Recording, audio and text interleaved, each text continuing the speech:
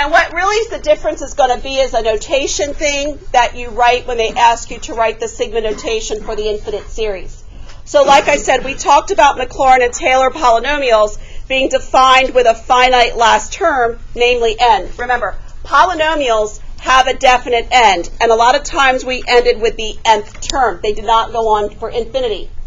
In this section, like I said, we're going to talk about the notation of Maclaurin and Taylor polynomials going out to infinity, where there is no definite end. Since the upper index is infinity, we also call these Maclaurin and Taylor series instead of polynomials. So what makes the notation different, and they're very, very picky about this, guys. They're very picky. If they want you to write a Taylor or Maclaurin polynomial, you better end with the nth term. There's a definite end. Or if you're writing series notation, you have the upper index as an n. Versus if they want you to write the Maclaurin or Taylor series, your upper index is now going to be an infinity. And what you need to make sure is you include, like I said, we write out the first couple terms, we do your plus dot dot dot plus, you write your general formula for that particular Taylor or Maclaurin polynomial, but then if your upper index is infinity, you need to show that you're going out to infinity by writing a plus dot dot dot. So that's the way when you're writing it out that you know you're going on forever. So the Taylor series of f about x equals 0, again, remember we have the Maclaurin with the center at 0. So this is a case where you don't have the center at 0. But again, it's the same rule for your Maclaurin where the center is at 0. Your upper index is infinity. Again, you have to include that plus dot dot dot in the end. And again, remember, when we are centered at 0, this is your Maclaurin series.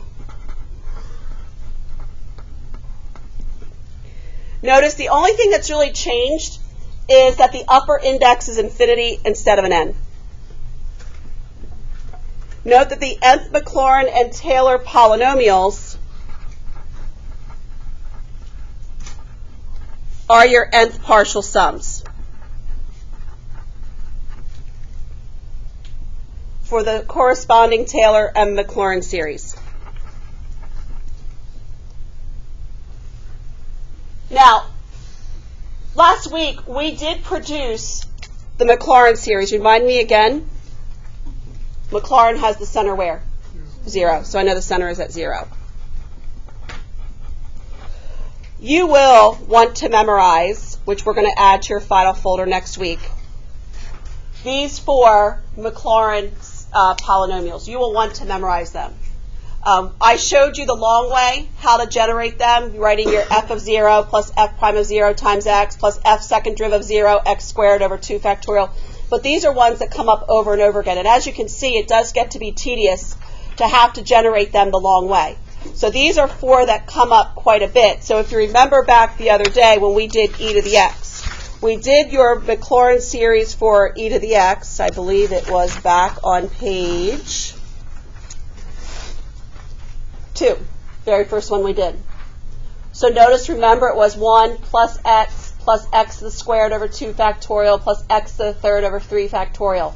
So remember, your e to the x was 1 plus x squared over 2 factorial plus x to the third over 3 factorial plus. Since they want the series, it's plus dot dot dot plus. Remember, the explicit formula is x to the n over n factorial. So then to use your series using sigma notation, again, when I use my sigma symbol, again, I'm starting with k is equal to 0. My upper index is now infinity, because now I have to put that plus dot dot dot at the end to show that it is going on to infinity. And then my general formula is at x to the n over n factorial.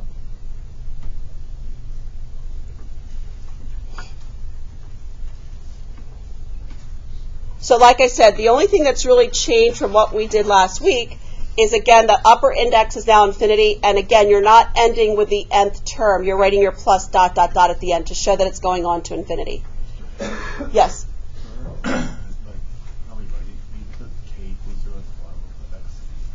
Oh, it should be n equals 0. I'm sorry. Yeah. Thank you. Yeah. I mean, I could have written x to the k over k factorial. You definitely would use the same letter.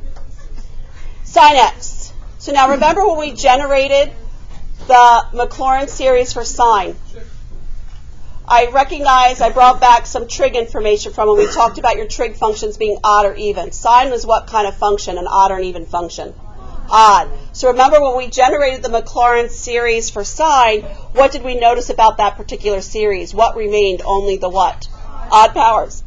Excuse me. So as sine, the big question is, remember, we know we generate this the long way. With a Maclaurin, we have to start with f of 0. So what does the sine Maclaurin start with? Is it going to start with a 1, or is it going to start with an x? Well, what's sine of 0? Sine of 0 is what? 0. So there is no f of 0. So remember, this Maclaurin is going to start with an x. And remember, it's going to do what? It's going to, does it alternate? Does it alternate? Does it alternate?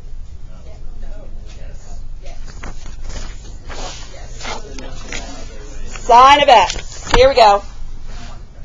Page 3. There we go. It is going to alternate. First term is positive, remember? And remember with the general formula, I also talked about to generate just the odd powers in that nth term formula, the exponent is going to be that 2n plus 1. When we get down to the sine, remember to only produce those even powers, that x is going to be raised to the 2n power, just a reminder. So again, for sine, it's going to be x minus x to the third over 3 factorial, plus x to the fifth over 5 factorial, minus your x to the 7th over 7 factorial, plus, dot, dot, dot, plus. Remember, you want that first term to be positive, so it's going to be a negative 1 to the nth times your x to the 2n plus 1 all over that 2n plus 1 factorial.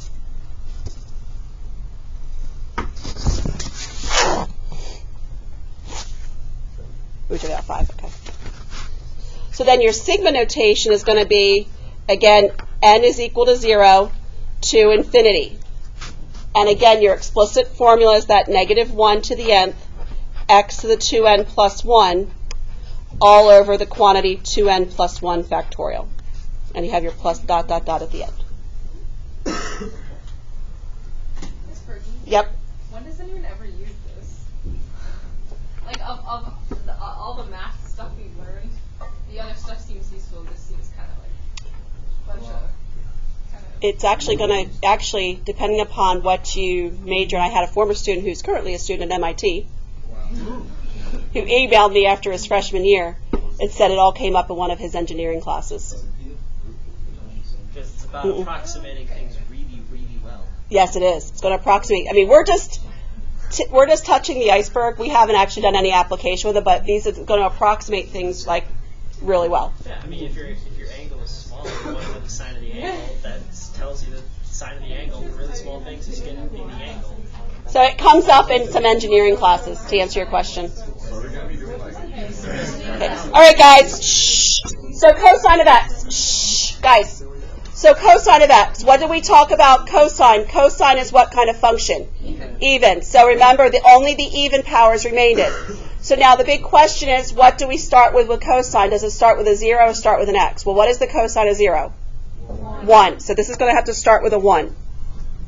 And then remember, we're going to go to your minus x squared over 2 factorial, plus x to the 4th over 4 factorial, minus x to the 6th over 6 factorial, plus your dot, dot, dot, plus your nth term, or your explicit formula was, again, that alternator, that negative 1 to the nth. To produce only the even powers, you get that x to the 2k, n, 2n, over your 2n factorial, plus dot, dot, dot. So then in sigma notation, starting with n is equal to 0 to infinity, it's going to be your negative 1 to the n, x to the 2n, over your 2n factorial.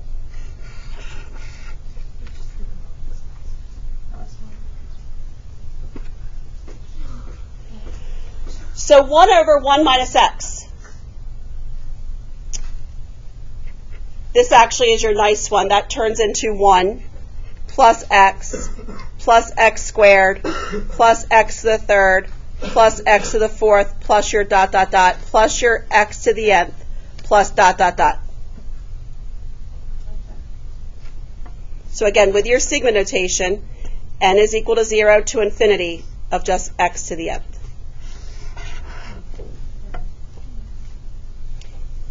The reason why these four are helpful to know is because if you know these four very well, then it's going to be, instead of having to generate them the long way, and again, we see how tedious it is, it takes a lot of time to have to generate these by hand. But if you know these four very well, we can generate Maclaurin series and polynomials very quickly by doing just some substitution, instead of having to generate these by hand. So for example, first thing, if x is a variable, that an infinite series that is in the form of a constant times x squared, etc., this is what we call a power series. That's centered at x equals 0. Every Maclaurin series is a power series. So x to the k, 1 plus x squared plus x to the third plus dot, dot, dot, plus your x to the k plus dot, dot, dot.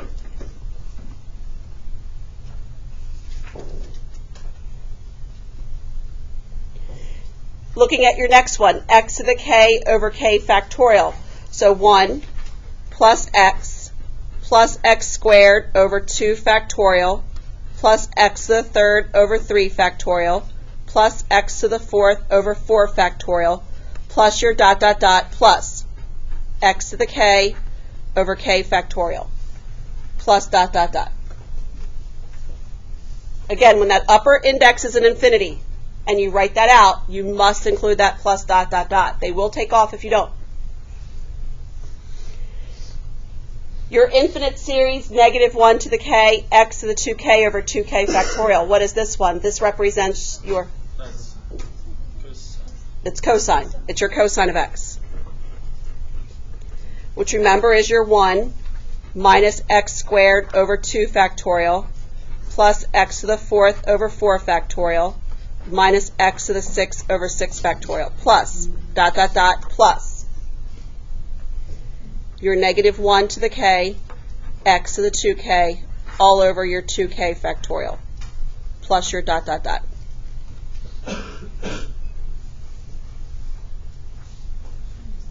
Okay? So these are all called power series. Now, what I mentioned to you a few minutes ago, if you know these series, the cosine, the sine, then writing a Maclaurin series, again, it has to be a Maclaurin in order to do this substitution. So you can generate other series by doing a substitution into another Maclaurin series that you know very well. For example, 1 over 1 plus x looks very similar to one on the previous page of 1 over 1 minus x. So 1, remember, over 1 minus x is equal to 1 plus x squared plus x to the third plus x to the fourth plus dot, dot, dot.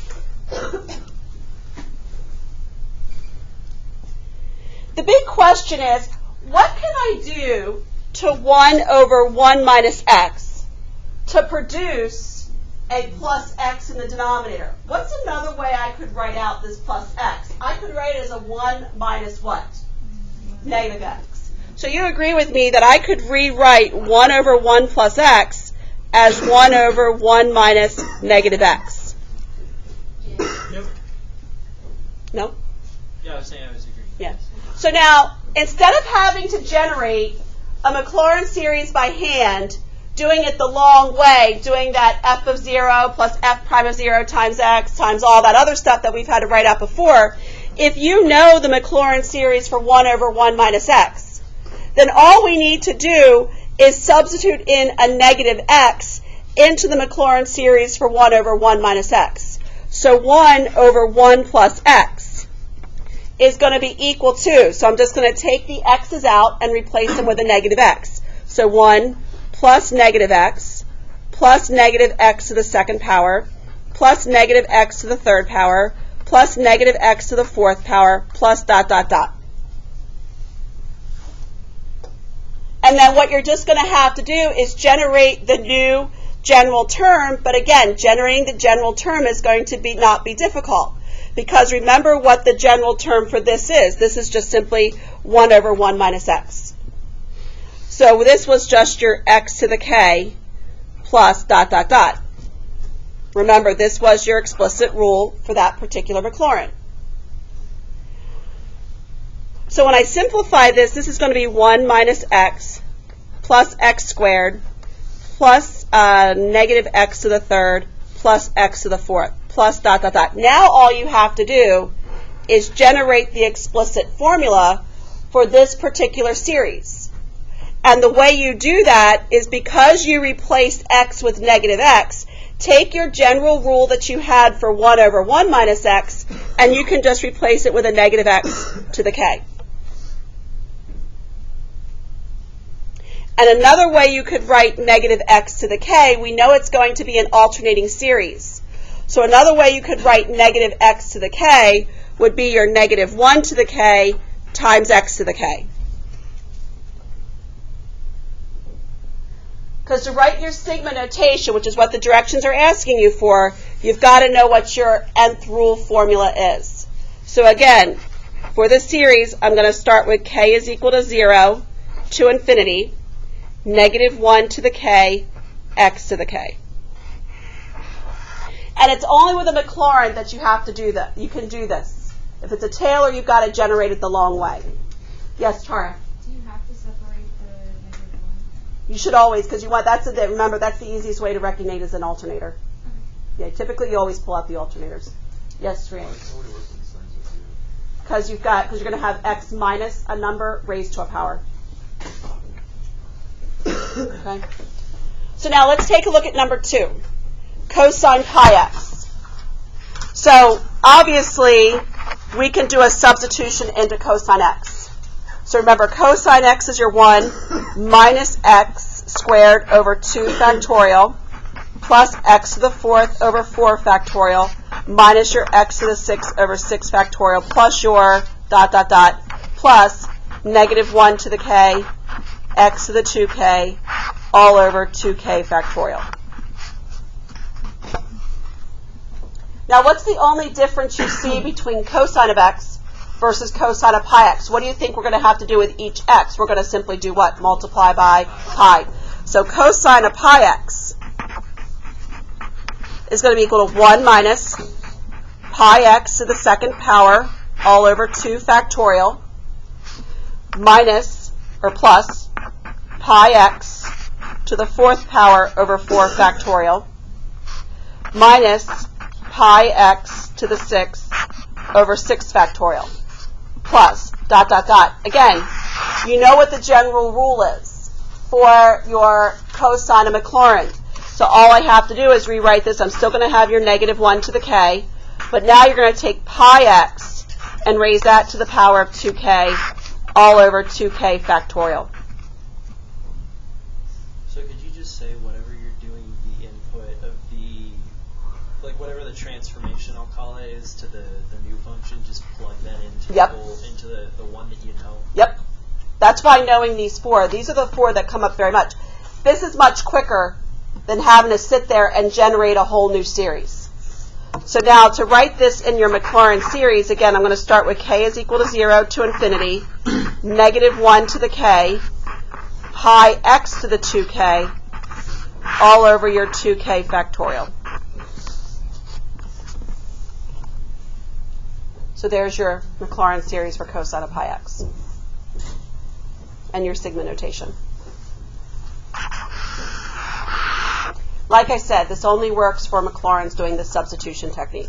All right, let's take a look at what happens when you don't have a Maclaurin, but you have a Taylor. So unfortunately, guys, if you want to use your sigma notation to write your Taylor series, you have to do this the long way. You have to do it the long way, the way we did the other day. So where's my center for number 3? My center is where? Natural log of 2. So remember, you're always going to start, write out what you're trying to find.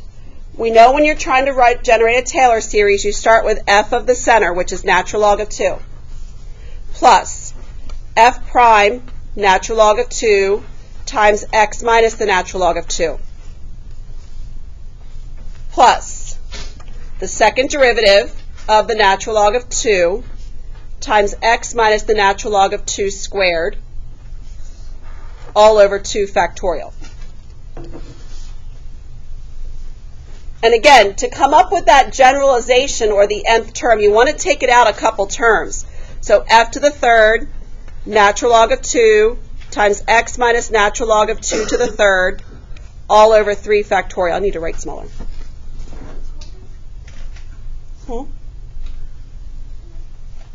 Because their center is natural log of 2.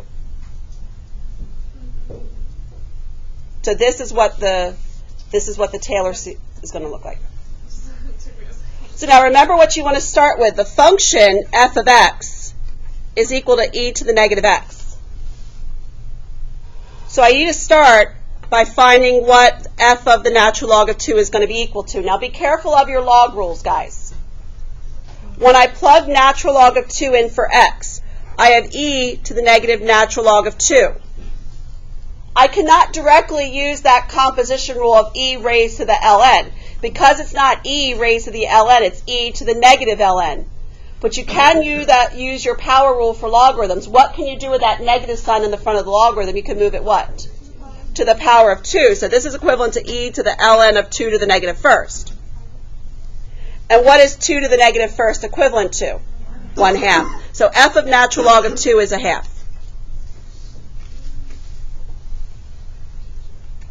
Okay? So any questions on that? What? Can't you just use it, like, can you just do 1 over e to the... You could have done that too. Yep. Depends on what rule. But you're still going to get 1/2 either way. Big error is students want to say negative 2. So now we want to find f prime of x. Watch your chain rule. What is the derivative of e to the negative x? Negative e to the negative x. So then f prime of the natural log of 2. What would that be? Well, we know what e to the negative x is going to be, don't we? E to the negative natural log of 2. So what's f prime of natural log of 2 going to be equal to? Negative 1/2. So the second derivative of x, Wait, how did you get the f of ln of 2 again?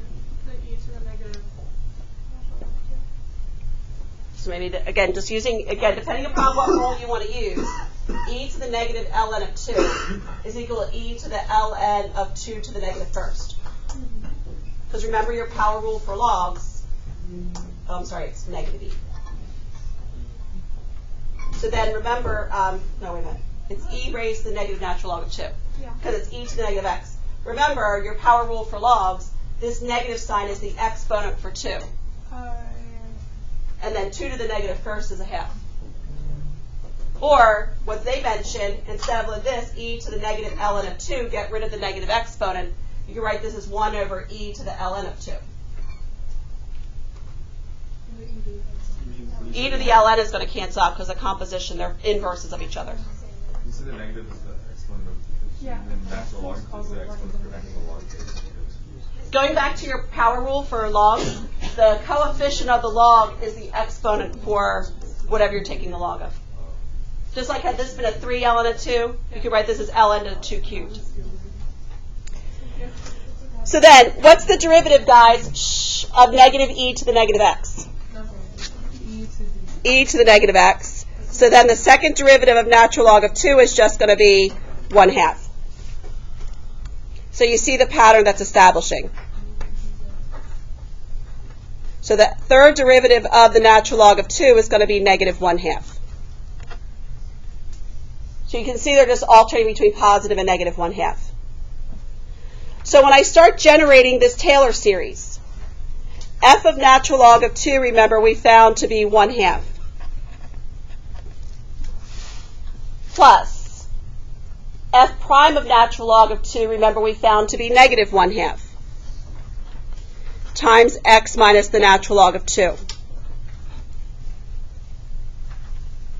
plus the second derivative, remember we found to be positive 1/2, times x minus the ln of 2 squared. Do not multiply out those factorials, leave them alone. Plus the negative 1/2 times x minus ln of 2 raised to the third power all over 3 factorial. So now let's talk about how we're going to write the general formula for this particular Taylor. So it's alternating. So I have to include that alternator, the negative 1 to the k, times x minus the ln of 2, all raised to the k power. All over, what do you think the denominator is going to look like? It's going to be what? 2 times k factorial. Do I put parentheses? No, remember, do not put parentheses around the 2k, because notice the 2 is in the denominator, not raised to the factorial. So now I can go ahead and generate my sigma notation. Again, I've got k is equal to 0 to infinity, negative 1 to the k, x minus the natural log of 2 raised to the k all over your 2k factorial.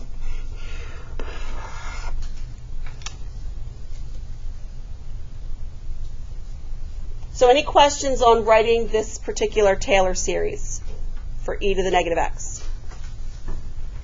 So I have 1 over x plus 2, and where's my center? My center is at what? 3. So again, if I want to generate this particular Taylor, I know it's going to be f of 3 plus f prime of 3 times x minus 3 plus the second derivative of 3 times x minus 3 squared all over 2 factorial plus the third derivative at 3 times x minus 3 cubed all over 3 factorial plus your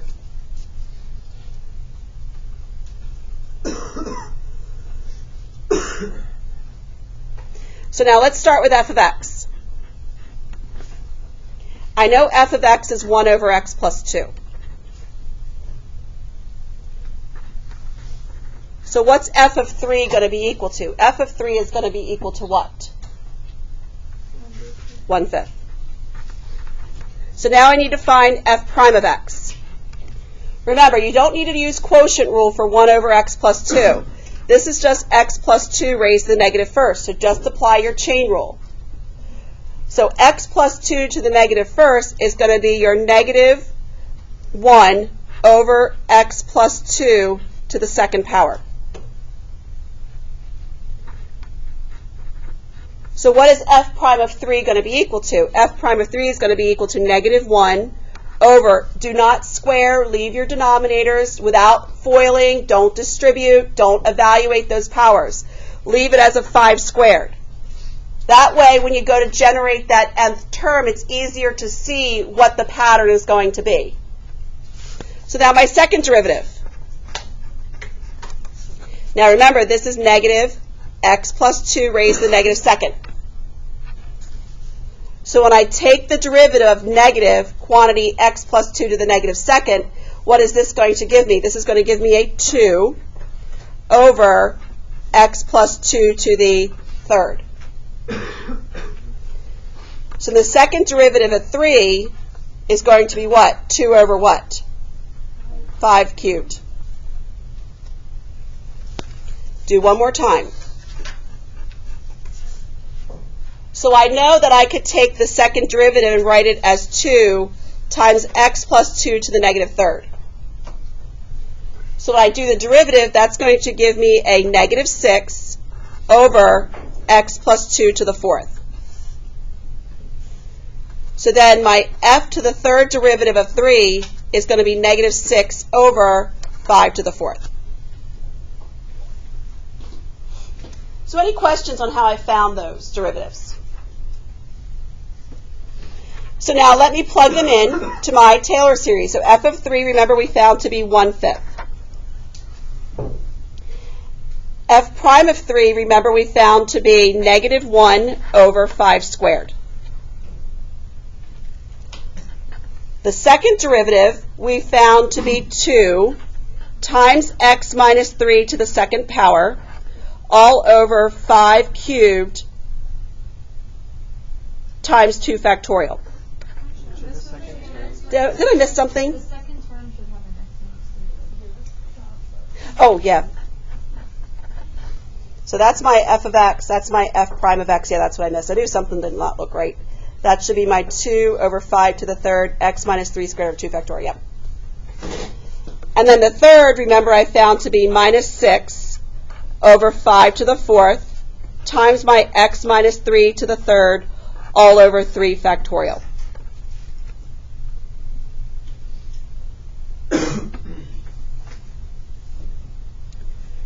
So now the question is generating this nth term formula. So you agree with me that I do have an alternating. So it's going to be my negative 1 to the k. I know I'm going to have this x minus 3 to the k. I know I'm going to have a 5 to the k in the denominator. So everybody agree with that so far? The question is these constants that are appearing in the numerator. What happens with these constants in the numerator? So they are equivalent to the what? Factorial. So the factorials end up canceling out. Now let's take a look at this 5 to the k to something.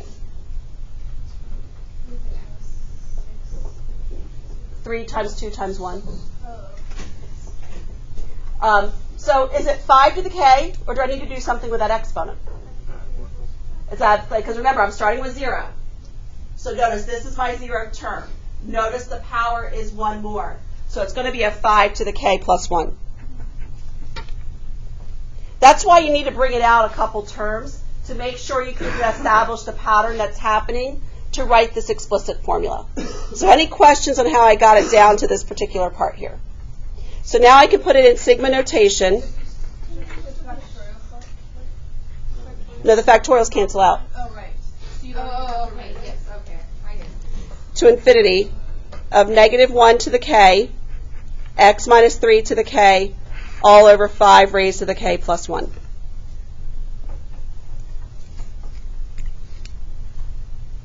Okay.